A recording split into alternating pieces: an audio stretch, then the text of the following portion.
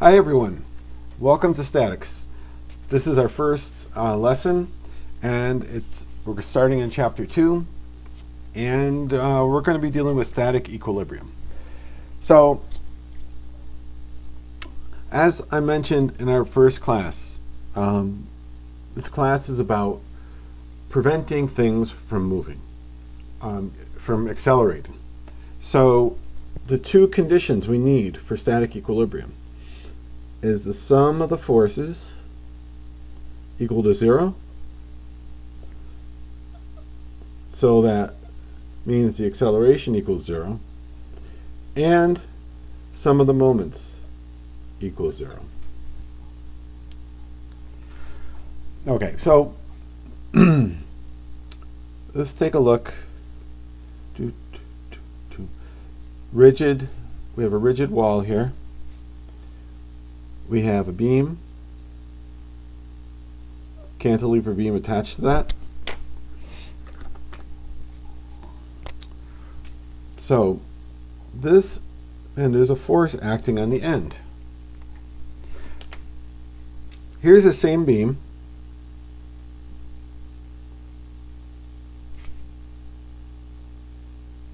but now we have that force acting here.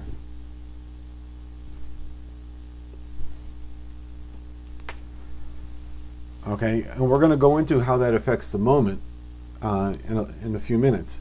But either way, it's the same force that's being exerted downward. So the beam has to resist with an equal and opposite force going upward.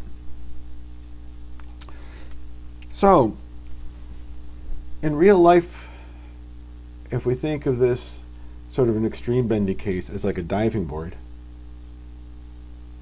what's going to happen is going to have this sort of thing going on, all right, with our force here. Or I mean, that'll happen if you have a force anywhere along here. It's just going to be more dramatic the farther out the force is applied. In this class, we're not going to deal with this situation. In this class, we assume no deformation, no bending.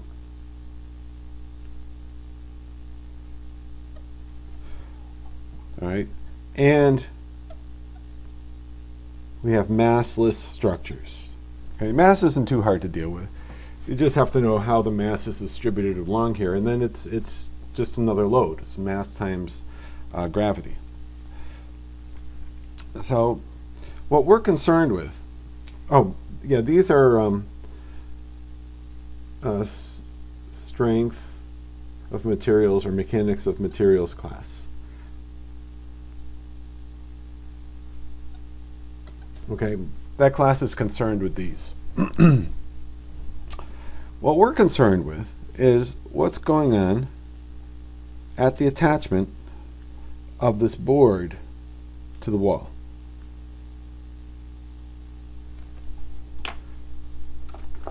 This spot right here. All right, so for this force not to cause an acceleration, there have to be reaction forces here.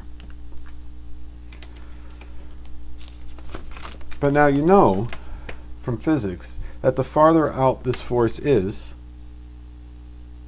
from this point, the greater the tendency is going to be for this to rotate. So we have to be concerned not just with the magnitude of the force, but where it's applied. In physics, we called this torque. Here in statics, and we gave it the symbol tau. In this class, we're going to call it moment. They're both used with a capital M. So torque or moment, whatever you want to use, is the tendency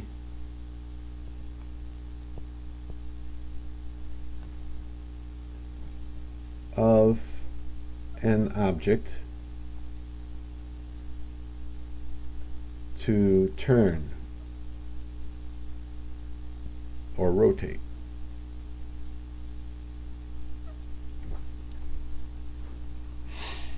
All right, so to keep an object from rotating, that means we have to oppose. We have to design to oppose any moments that exist in the structure. So we need to specify what point we're considering the object turning about, right? Because that's important when we do our calculations. But in general, we don't want it turning or rotating about any point. We want static equilibrium about this whole structure. Right, so for right now, though, our concern from a point of view of design, right, with this force right here, is right here, this point A. All right. So we're going to call MA the moment about A. So this is the moment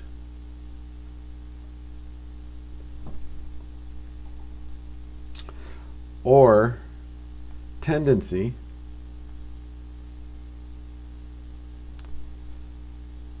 to rotate about point A.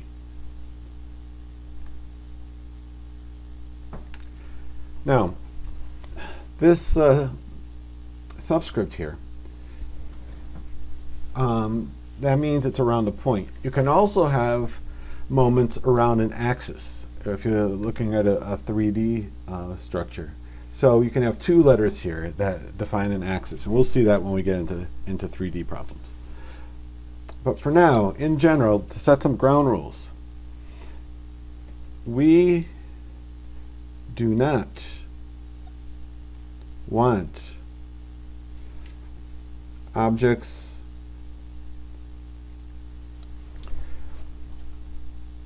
rotating about any point.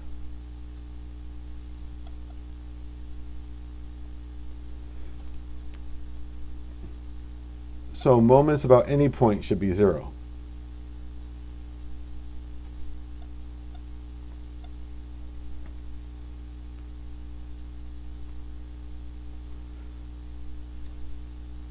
This is true of every problem we're going to do.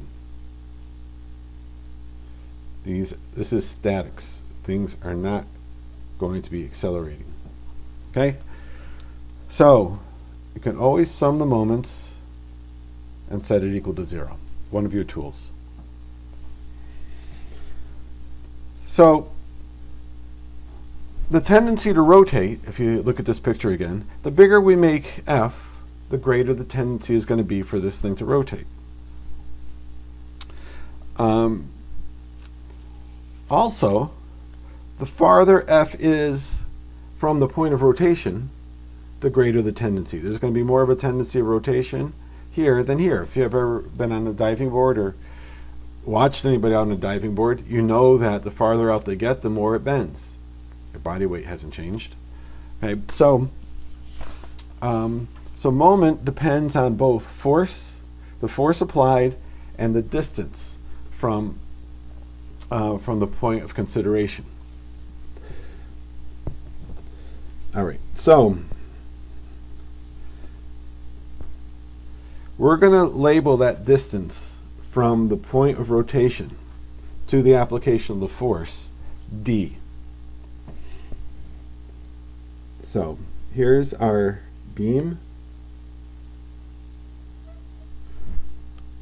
Here is point A.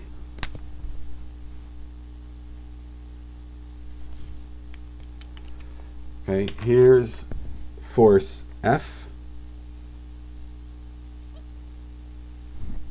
and we've got a distance d from the point of application of the force. I didn't label it force. From the application of F to the point of rotation. So, by definition, the moment about A is the force applied. This is the scalar form. The force applied times the distance, just like torque, force times distance, times the distance to the point of rotation. All right, so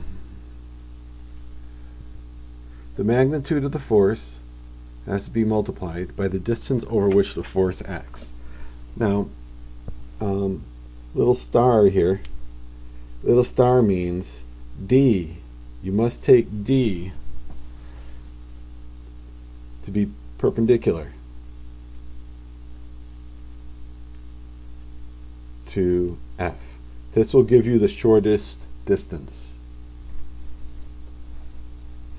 All right, so here's D, here's F,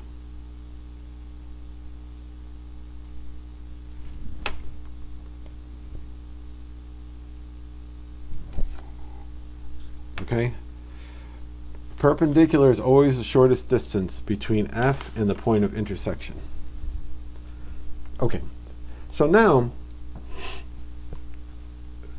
let's take this and let's extend this out. So instead of D, I'm going to call this D1 out here.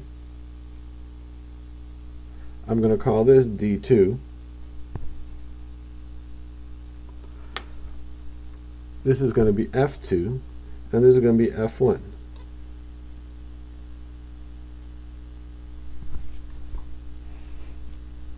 Right, so this is the line of action of F1. This is the line of action of F2.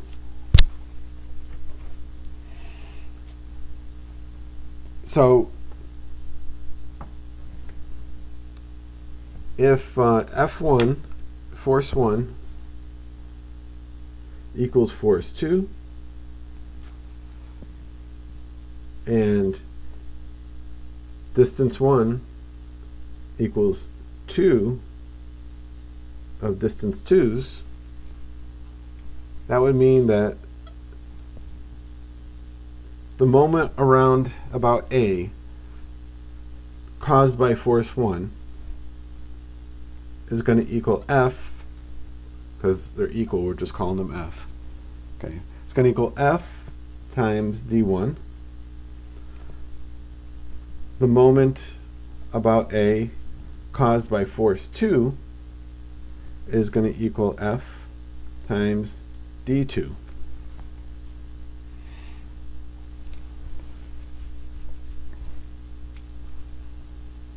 All right, so you want to put these in similar terms. Now MA1, we can substitute here. D1 is 2D2, so MA is 2F D2. Right, and that makes sense, right? The force is farther out, so it's going to apply more of a moment than F2.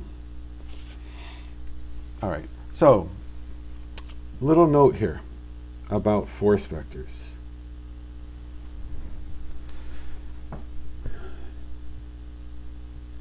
You can slide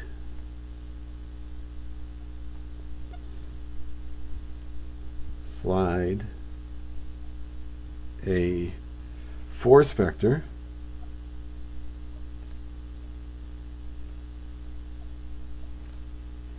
anywhere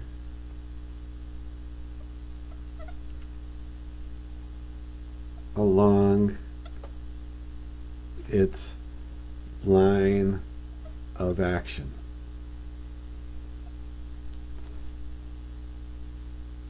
And the analysis is the same. It does not affect the result.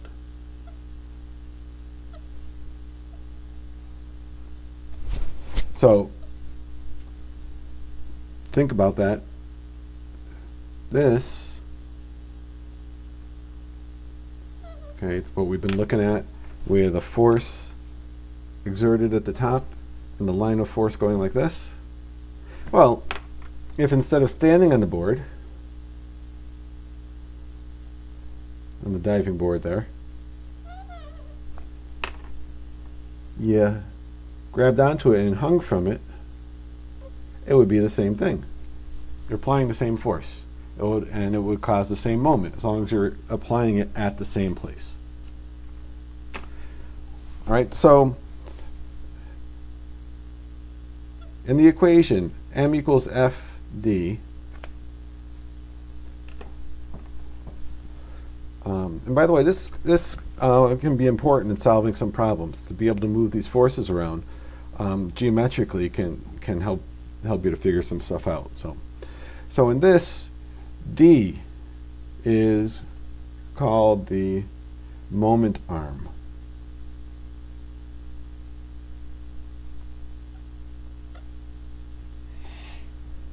And this is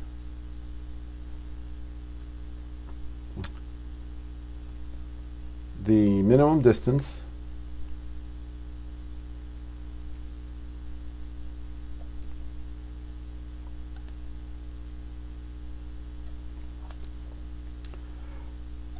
from the point of interest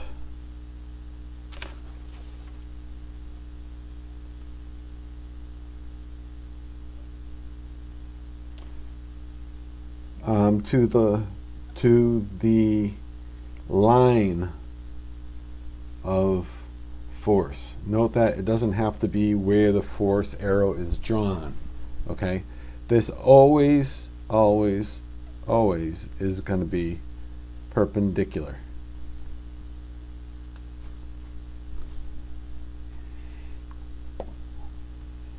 All right.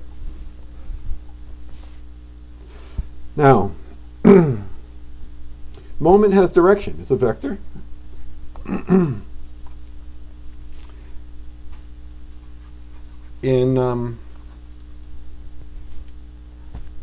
So here's how that goes.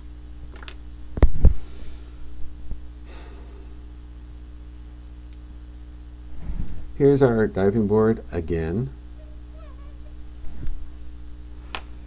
The force is applied downward.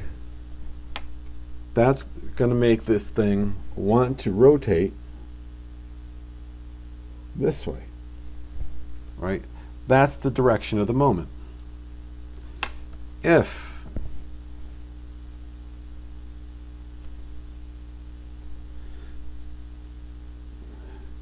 a force is applied from underneath, now not hanging from it like I said before, but pushing up on it,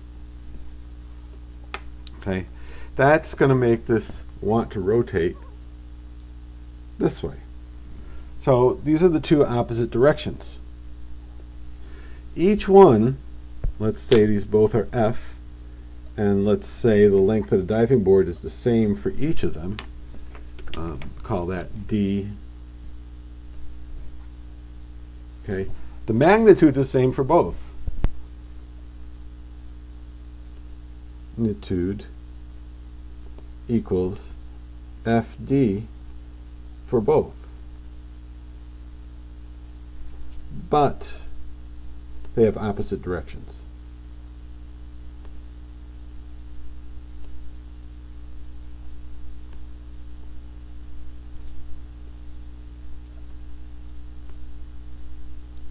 Okay, they're trying to rotate it in opposite directions. All right, so let's take a break there. We're gonna end this video here, and when we come back, we're gonna continue with moments, and how to deal with forces when they're not perpendicular to the moment arm. Okay, see you again soon.